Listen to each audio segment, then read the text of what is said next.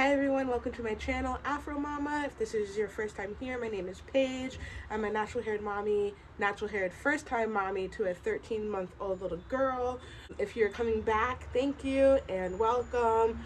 So I just really wanted to make a video today for working pumping moms, just to give some information, because I know when I was first going to work, the idea of continuing to feed my daughter with my breast milk and also working and pumping just seemed so daunting, and I was just researching and researching and researching. So I just thought that I could make a video and have a space where other moms could come and just get information. So if you're interested, stay tuned, and also please please subscribe and comment down below. Okay, let's just jump right into it. The first thing necessary if you're going to be a working pumping breastfeeding mom is to have a pump. My pump I got through my insurance. It was fully covered. I got the Spectra 2. There's Spectra 1 and the Spectra 2. The Spectra 2 has to be plugged into a wall. Spectra 1 would have been a little bit more money out of pocket, or would have been money out of pocket. My insurance fully covered the Spectra 2. I didn't really need the Spectra 1 because I didn't really care to have a pump where it didn't need to be plugged into a wall. I didn't really anticipate being pumping on the go, like in the car or anything like that. So my pump is perfect. The other necessary thing if you're a pumping mom is water. I always have my Yeti somewhere nearby. You need water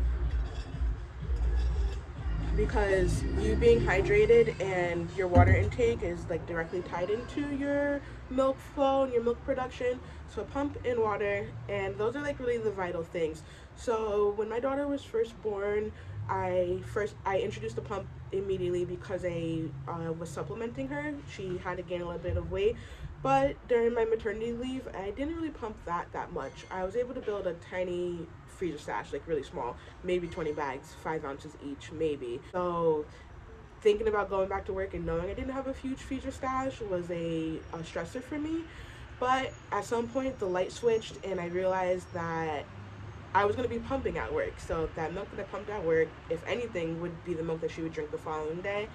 Just because I'm a mom who really just produced enough for my daughter and never really overproduced, so I didn't really have an opportunity to make a full freezer stash. And also pumping a lot when she was a newborn wasn't really possible because she was fussing, and to sit there attached to the pump and also tend to her just really wasn't possible. Our schedule was, she was sleeping through the night when I returned to work at 10 weeks, and I would have to wake her in order to get her ready and bring her to her grandma so I could go to work. So I would wake up before her, I'd pump first thing in the morning. That was my biggest pump. And I pumped rather than nursing her in the morning because nursing her took so long that I'd be late for work. So it just worked best for us that I pumped. I'd pump, I'd wake her up, we'd go to her grandma's house. She would get fed a bottle of the milk that I pumped that morning. Also have a mason jar full of 15 ounces of fresh milk because she drank 3 5-ounce bottles while I was at work. And then I'd get home from work, I'd either nurse her or I'd pump again and she'd get that bottle. So that was really our routine. And that 15 ounces came from me pumping twice at work. The whole key is to pump when your baby would be feeding, so that you can trick your body that your baby is the one feeding on you, because it's supply and demand. The more you pump, the more you produce. So I'd pump as she ate so that I was able to produce what she needed. So I'd pump, she ate about every 3-4 hours, and so that meant I'd pump at like 6:30 in the morning, I'd pump 4 hours later at work around 10 o'clock, and then I'd pump 4 hours later again at work around 2 o'clock, and then when I got home. So those 2 pumping sessions at work and the overflow from my morning pump, because she didn't always drink all of that, pump again at night when I put her down. So between all those pumps, I was able to have enough fresh milk for her to drink the following day. And that's how we did it from 10 weeks until 7 months when I was furloughed and was back home with her. That was the routine. But it waxes and weans. So some days I'd pump more, some days I'd pump a little bit less. And if I pump less, I would reach into my freezer stash, because if I pumped less, I was pumping like 2 ounces less, or just a little bit shy of what she needed. And that really worked for us for all that time. When I was furloughed, I went back to just exclusively breastfeeding her. And same with when I would be home from work when I was working. We would just nurse. And that just worked so well for us. And I returned back to work when she was about 11 months. And instead of her taking 3 5-ounce bottles, it was 2 5-ounce bottles. And again, I'd pump at work. She would have 10 ounces of fresh milk for the following day when I was away from her. And in my mind, once she turned 1, we're going to transition from her taking my fresh milk in a bottle to her taking my fresh milk in a sippy cup.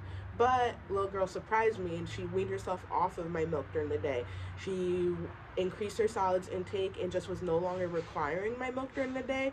So now our routine when I work is I nurse her in the morning because she nurses so much quicker now that it doesn't make me late. Nurse her in the morning, and then when I get home, she nurses. She drinks water throughout the day in her sippy cup. She eats all her food throughout the day, and then we nurse again at night before she goes to bed. So we nurse about 3 times now. So she's slowly weaning, but I'm taking her lead.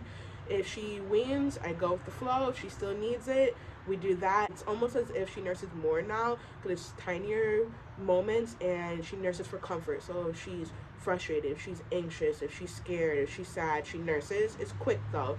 So that's like our nursing relationship now, and I have no end date in sight. As long as she wants to nurse, I'm here for it. I love it. I love the bond that we have, and I just love being able to supply her from my body. And now that she's a little bit older, have a little bit more freedom because I can go longer stretches during the daytime without nursing her. But I hope that this video provides some type of insight, that my story provides some type of clarity and can relieve some stress for at least one mother, so you know that what you pump during the day, you're going to give to your baby the following day. So if you don't have a huge freezer stash like I didn't, don't stress. It will all work out. All that matters is that your baby is fed at the end of the day, however that means, and you not being stressed is key because that affects your milk. That affects your energy. Your baby feeds off your energy, whether that means you're formula feeding your baby, you're breastfeeding, you're pumping, whatever it may be. So I just hope that this helps somebody, and please please subscribe, please comment down below. I would love to get conversation going, ask questions, and I'll see you guys next time. Okay, bye-bye.